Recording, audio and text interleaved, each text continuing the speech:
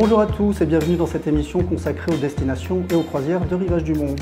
Aujourd'hui nous partons en Asie et plus précisément au Laos où Rivages du Monde organise une croisière entre Chiang Rai en Thaïlande et Vientiane, la capitale laotienne. Pour vous donner un avant-goût de cette croisière et vous en parler, nous avons la chance d'être avec Francis Engelmann.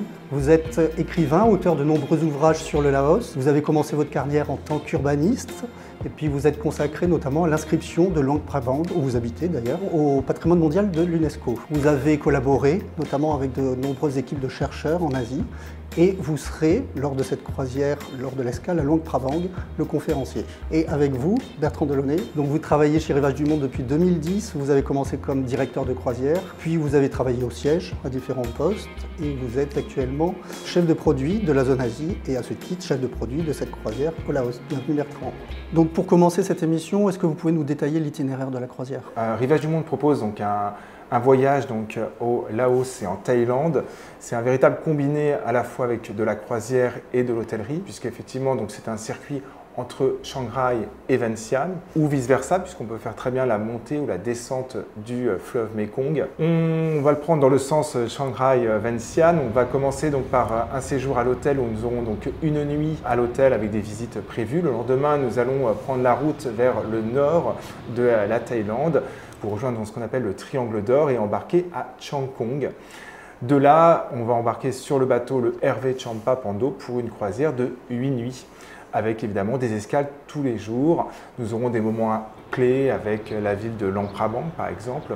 Et puis enfin, nous allons arriver donc à Pak Lai, où donc cette petite bourgade où on va débarquer du Hervé Champa pour prendre une barge et rejoindre donc la ville, la capitale, Vientiane, capitale laotienne, où là nous aurons un séjour de 2 nuits dans un hôtel. Et enfin, nous arriverons donc à la fin du voyage. Merci. Alors la croisière commence dans le Triangle d'Or, c'est une région qui suscite beaucoup de fantasmes. Est-ce que vous pouvez nous en parler? Les fantasmes appartiennent un peu au passé parce que ça a été effectivement une zone à la fois dangereuse et étonnante puisque c'était la culture de l'opium et c'est ça qui a fait sa réputation sulfureuse. C'est 3 frontières entre 3 pays, entre la Thaïlande, la Birmanie et le Laos. Aujourd'hui, la culture de l'opium est réprimée dans tous ces pays, mais il reste effectivement une légende qui fait frissonner les nostalgiques de ces époques lointaines. C'est un endroit tranquille aujourd'hui dans le nord de la Thaïlande, mais proche des 2 autres pays voisins. D'accord. L'escale qui est prévue donc est à Chiang Rai. Est-ce que vous pouvez nous parler des temples que l'on y voit? Il y en a un peu particulier qui est le temple blanc, qui est un temple, contrairement à tous les temples bouddhistes qui sont presque toujours très coloré. Celui-là, il est entièrement blanc, donc c'est une chose un peu étonnante. Il a été créé par un artiste thaïlandais qui a eu une vision, l'idée de faire quelque chose de très différent. Donc voilà, c'est un temple qui est à la fois simple parce qu'il est d'une seule couleur et très complexe parce que l'artiste y a mis toutes sortes de symboles bouddhistes. Vous prévoyez dans votre programme beaucoup de visites de temples, mais c'est aussi une croisière qui passe à travers des paysages magnifiques. Oui, effectivement, on a ce mélange à la fois de culture avec des visites de temples, mais aussi de la nature, puisqu'on va vraiment au fin fond du Laos. Là, le Laos est une destination très nature, avec des lieux emblématiques comme les chutes de Kiangsi, par exemple, où là, effectivement, on va pouvoir découvrir ces chutes naturelles, ces cascades d'eau. À travers la navigation, on va évidemment traverser les campagnes laotiennes, donc il y a énormément de nature à voir. Le Laos, c'est aussi une mosaïque de peuples. C'est beaucoup d'ethnies, de cultures différentes. Est-ce que vous pouvez nous dresser un portrait un petit peu de ce qu'est le peuple laotien? Il y a officiellement 50 groupes ethniques différents.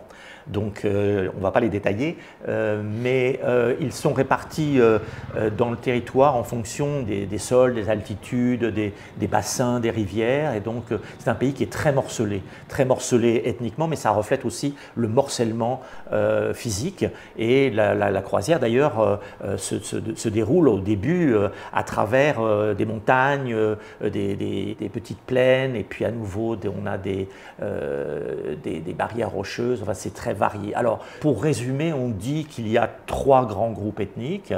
Le groupe des Plaines, qui est un groupe qui est celui qui a fait l'histoire du Laos contemporain, et puis deux autres groupes avec des minorités ethniques qui sont moins nombreuses, qui sont très éparpillées. On va voir différents villages appartenant à ces groupes ethniques, l'un étant particulièrement connu, ce sont les Hmong.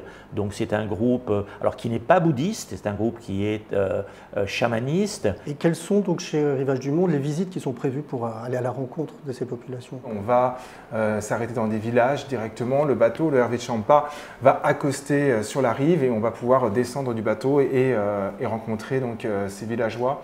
On est vraiment sur une rencontre avec un peuple, avec des échanges. On est sur une destination qui est préservée du tourisme. Donc c'est vrai qu'on n'est pas nombreux à visiter cet endroit. Et ça, évidemment, ça préserve la relation que l'on peut avoir avec les habitants. On a ces expériences qu'on va pouvoir aussi vivre, comme à Luang Prabang, où on va découvrir la cérémonie Bassi, une cérémonie où on aura donc une véritable initiation à la religion bouddhiste. On va pouvoir aussi assister aux offrandes que les habitants donnent le matin dans les rues de Luang Prabang pour les moines bouddhistes.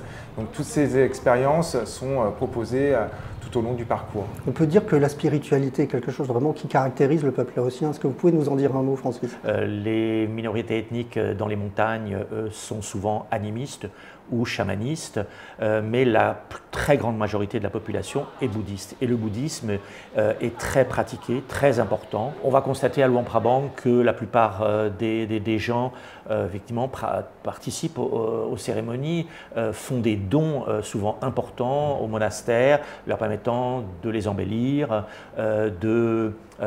d'organiser de très belles cérémonies.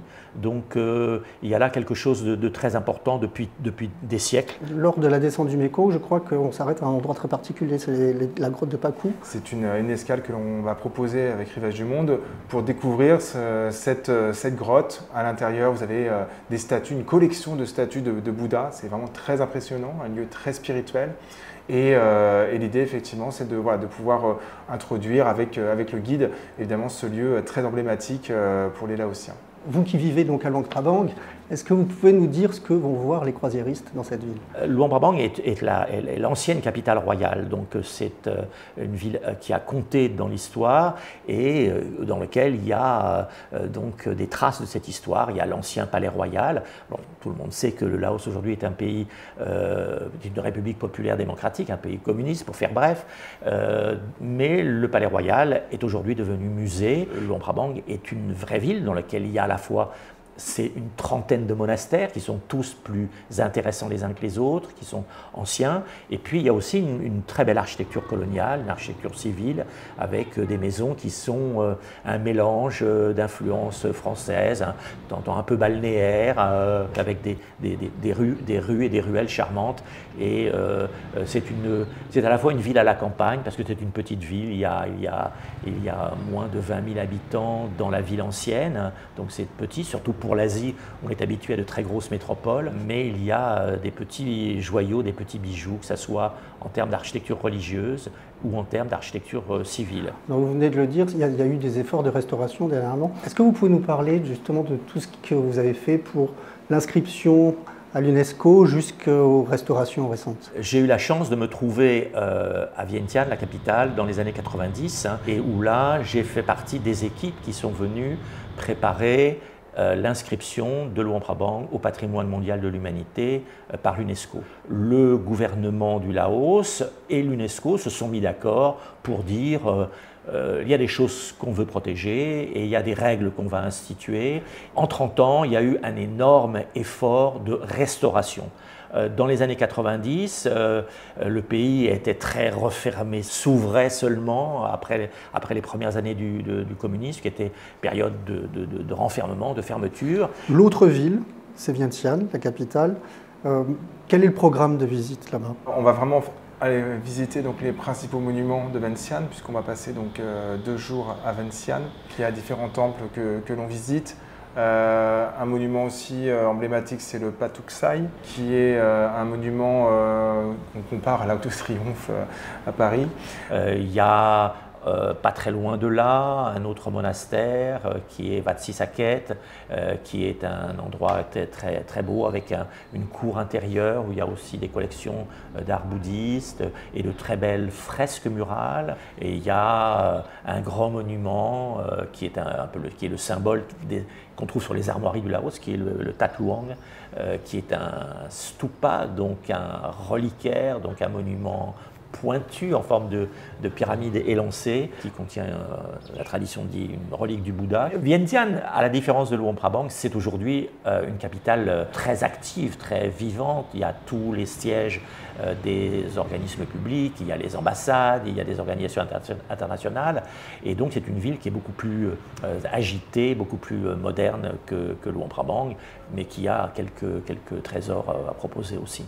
Donc cette croisière va s'effectuer à bord du Champa Pando. Est-ce que, Bertrand, vous pouvez le décrire? Alors le Champa Pando, c'est un petit bateau convivial, puisque nous avons seulement 14 cabines, avec 12 membres d'équipage. Donc c'est un bateau qui se fond parfaitement avec le paysage puisqu'il est recouvert de bois de teck, avec des cabines qui donnent directement, elles sont accessibles par une coursive extérieure avec donc des fenêtres qui donnent directement sur le fleuve. Ce sont des cabines donc, de 15 mètres carrés qui sont toutes identiques, hein. Et vous avez voilà, à l'intérieur de cette cabine donc 2 lits jumeaux que l'on peut rapprocher si on le souhaite, un petit bureau, une salle d'eau avec toilette. C'est climatisé? Oui. C'est climatisé, oui, c'est climatisé, oui. Voilà, c'est un petit bateau qui permet aussi d'accoster facilement aux différents villages, différentes escales que l'on va proposer durant cette croisière. C'est un bateau qui a vraiment beaucoup de charme. Il y a un salon oui, qui est très agréable, un salon ouvert et un salon fermé. Donc c'est un bateau très agréable, très... à la fois c'est simple et raffiné. Et nous avons un chef à bord et qui propose une cuisine à la fois locale, évidemment asiatique, avec évidemment une adaptation par rapport voilà, à nos palais donc, européens. Et l'idée, c'est vraiment de leur faire découvrir les différentes saveurs du Laos et de la culture asiatique en général. Donc on y mange très très bien.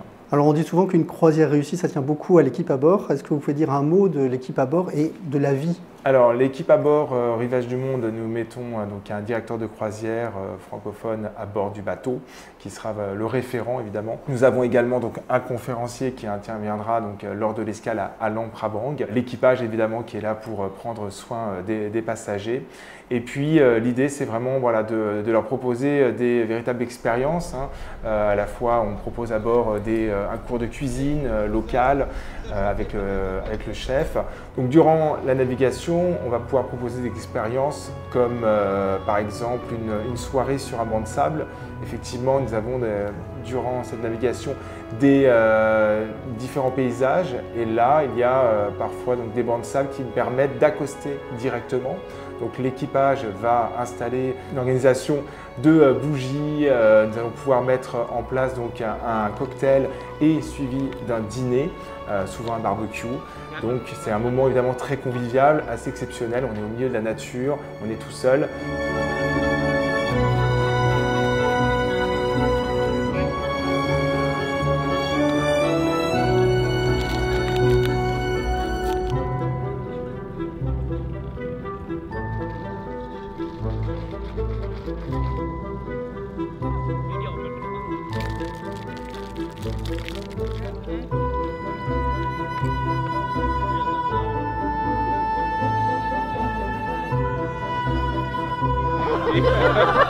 Santé, chin-chin.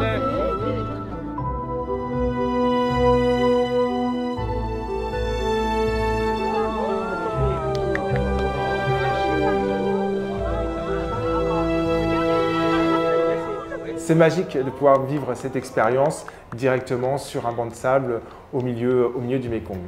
Merci à tous les deux pour cet échange passionnant qui, je l'espère, vous aura donné envie de découvrir le Laos et d'embarquer à bord de cette croisière sur le Haut Mékong. Merci à tous et au revoir.